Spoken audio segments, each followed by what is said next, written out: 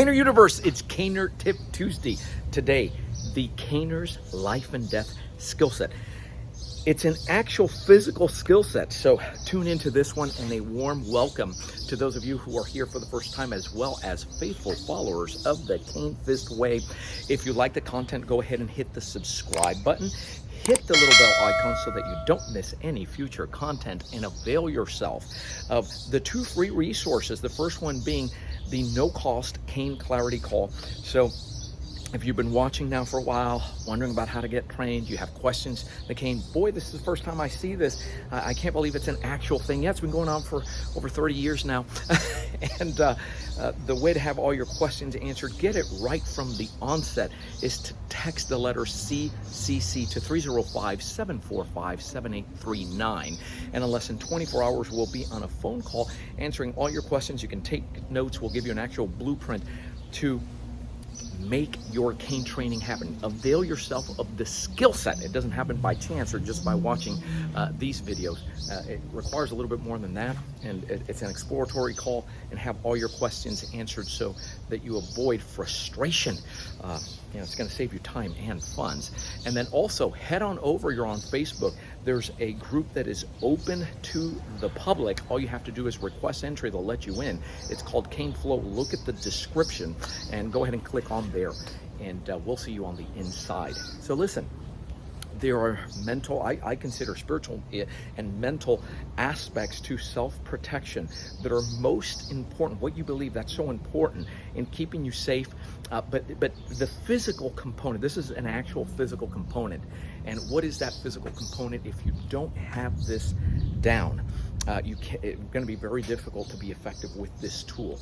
And that is your ability, your skill in getting off the line. But it's not enough to get out of the way. What I'm referring to when I say getting off the line, I'm talking off the line of attack. You hear me say things like, well, footwork gets you in and out of trouble, and people repeat that all the time, and we've demonstrated what that means. But it's more than just footwork. You would call it body work. It's one, because your whole body, right? And what happens when, well, your legs are injured, right? Or you're sitting down. So it's not just about the footwork. There's an understanding, and I'm going to give you a visual of that. And come on over. So, by the way, this applies whether you have the cane or you don't have the cane. The cane obviously creates leverage for you. It creates distance. This is a distance game. Now listen, I'm not referring now to your ability to cut off angles and stay away and water something down with your verbals and your strategy to just disappear. That's not what we always want you, any time you have the opportunity, get out of there. I'm talking about when it just sneaks up on you. You have to have this down. And ACSD offers you mechanisms to account for the fact that we're human. We make mistakes in timing and everything else. I just didn't see it, right? So just from the very basic, let me show you what the problem here is. So it's not enough, come with us, right, to get away. So you say, well, this is pretty good because you got out of the way. But she has the ability to turn that around and continue this attack. Now, whether it's an impact tool or whether that's a blade, right, which is a mass separator, you're going to get cut. I don't want to continue to give my opponent multiple opportunities, because for how long, just keep attacking, am I going to continue running myself out of, how long am I going to keep that up for? So in ACSD, we have a very simple, it's a simple concept, simple formula, but it needs to be studied obviously in practice, and that is that we're looking to deflect, and deflect essentially that first implies the hierarchy is, if I have the choice of getting out of the way and or quote blocking, which you don't, I've said this many times, you don't have this in ACSD because it leaves you open. My concern was always blade attacks, and still is, and multiple assailants, so you're not going to see me doing anything like this that leaves me exposed. But we want to get out of the way and deflect. We want to be able to do both if we have the opportunity to do that. And so rather than moving everywhere, the safe spot is somewhere in here where it's no longer here. The reason that you deflect is to connect so you can control. See how that works? So, and you can say it was put together that way so that it's catchy. You can deflect to connect to control, deflect to connect to control. It's not just to keep this away from me, but it's to control so that then I can come back and actually do something about this attack and stop it from escalating and progressing. Does that make sense? That's one way to do it. Something coming to the midline. Same here. Now, look at it in your in the cane flow movement. When you see, have you seen caners doing this? That's what you're showing there, these movements that are coming in. It's not just moving randomly in your practice.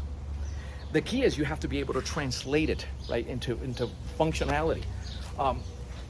It's different also when it's coming from the side. So you just saw one that's coming frontal. You're seeing one that's coming to the midline and how that might be. And that's not the only way to do it. You have it here. Your 12 strike and defense zones have counters. That's taken straight from number 4. But how does it work when it's coming off to the side? Now, the tendency again might want, I don't have that. That's not the way we prefer to move. See, if I don't have anything in my hands and she goes for that side strike, I'd rather be in here. See this? Because where's the problem with it? It's to the outside. Here's where I can't. That reflective. Right, so rather coming here, knock that down, and now I'm to the inside. And you better make that count. It's the same as when coming in straight. You better make this, if this is your strike, you better make that count and get your assailant's attention with this, right? Because otherwise, you're not going to break their heart. You know? There's that wide strike that's coming. What about when it's coming down at an angle? Right? Yeah. So if she doesn't have anything in her hand, that's this strike that's coming in. So how do we handle that? Because I'm telling you, the tendency is to go ahead and do this kind of thing. I don't want to leave this exposed. Well, she's coming in here. That's my movement to the inside. Presto, look at where I am now. So you're staying close enough that you can actually do something. Ultimately, the hierarchy would be for you to control the situation, dissipate the whole thing so that you can reestablish harmony. There's a time and a place to overwhelm, violence used as a tool, all those things. But on the hierarchy, I prefer to destroy the attack and not necessarily the attacker if at all possible, right? That would be the concept. And by the way, all of it happens, everything I did with the empty hand, whether she's coming in here, with the tool, and that's all the way down. If you look at the footwork here, I'll show you real quick. I'm completely over the top. It's not this, because if this were long, it would cut my foot. I literally have to be outside of here so that when that comes down, I'm completely out of the way there. That's an important concept. Same thing moving into I'm going to take advantage of moving in. You see, even if I'm going to go ahead and anchor, it's not by reflexively staying to the outside. And the same thing goes when it's that sharp, when I have something like that coming in so that I can move in. They say, well, gosh, that's more difficult to do. That requires, what's the word I'm looking for? Training. Sure, it requires training. And you say, well, I don't have that skill set. Well, why would you have that skill set? You're not born with it, but we're going to look at where you're at. There's a step-by-step way to get here. And you're going to get farther along with us in just a couple of weeks than you will in trying to figure this thing out on your own and by yourself. And to that end, right, so are we clear on that?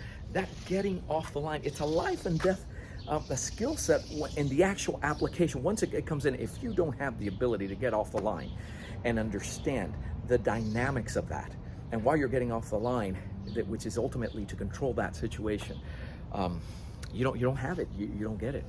And so that's what all the movement is for. But that needs to be revealed to you in the cane flow. Do this. Text the letters CCC to 305-745-7839. What's important to you? What attracts you? Why are you even watching this? What is it that attracts you about the cane and all the movement components to it, right? So, gosh, this has, he says it's got health components to it, the way they move into all, that's all by design. But there's a foundation, like there's an alphabet, so that you can start putting your own combination of words together, and ultimately it's going to be your caning. But it begins with that. You can also call us. We answer the phone, believe it or not, 800-289-8188. And one update regarding the Sobrevivencia Fall Cane Immersion: there's one opening now available, because, as tends to happen as we get closer, there's a waiting list there. I think as of this segment, there's still one slot that just became available because one of our caners had the courtesy of saying, hey, we're going to have to roll over to another one because we're not going to be able to make it in September. Something just came up, and we appreciate that. Thank you for that. So that opens up a slot for those of you that like this and that have been considering attending. Go ahead and do that. And the way to do it is just give us a call, 800-289-8188. I'm Joe Robaina for American Cane Self-Defense. Thanks for watching. Keep caning. Stay safe.